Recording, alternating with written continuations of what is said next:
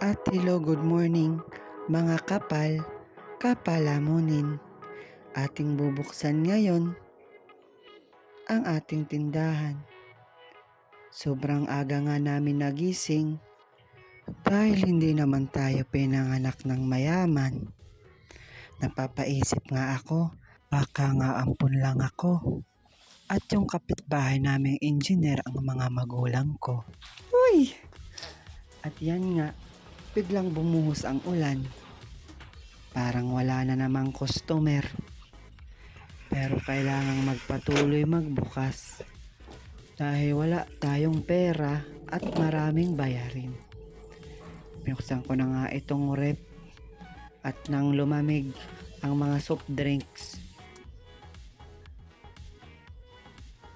At isa-isa kong ilalabas itong tagpiso. Piso-piso lang ang gana. Pero mas mainam na ang may piso-piso kaysa naman wala. Nakanganga lang sa bahay. Pero sinubukan kong mag-apply ng mga trabaho kahit saan. Kahit ni isa sa kanila hindi ako tinanggap. At trinay ko na rin mag-apply sa call center. How are you? How are you today? Are you fine? Thank you. Pero hindi pa rin ako natanggap. Kaya ito, naging negosyante na lang ang lolo mo. At yan pala, nilalabas ko na isa-isa ang mga tsatsarya. At ito'y isa sa mga sekreto ng mga tindera para maging inviting ang tindahan mo. At sa pagtitinda kong ito, nalampas na ng isang taon. Ang dami ko talagang natutunan. Na kahit sobrang hirap na, parang imposible na, makakaraos ka pa rin.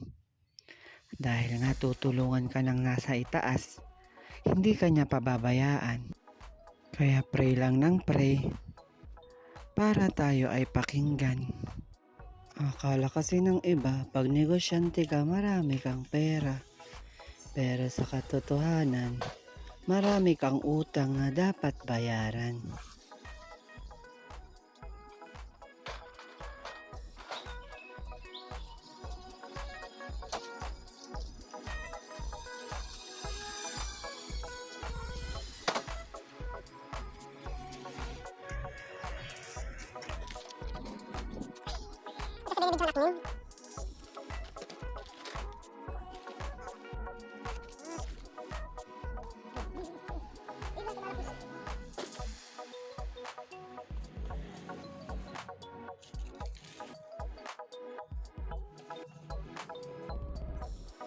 At ito nga, natapos na namin ang paglalabas ng mga tinda. Pagkatapos nga nito, i-check namin kung merong mga nginat-ngat ng daga. At pinuntahan ko na nga sa likod, tsaran, may daga ngang dalawa. Maliliit pa sila at hindi ko naman napansin na meron na palang customer sa labas. Si ate pala ay suki na namin.